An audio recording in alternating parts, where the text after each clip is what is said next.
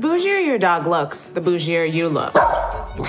That's right, honey. A diamond-encrusted pet collar can cost upwards of $900. Welcome to Bougie Budget, where we take pricey products and remake them ourselves for less. The key to looking bougie is opulence. If your outfit looks expensive, people will think it is.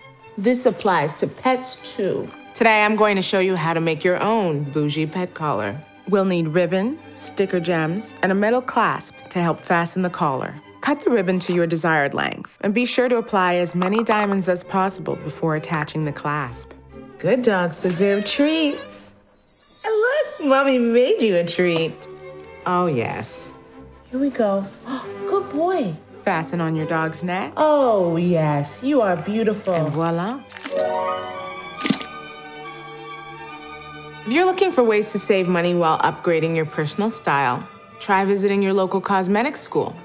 Since barbers and stylists need practice, they're willing to cut your hair for a fraction of the price. Just be sure to bring pictures of your desired look.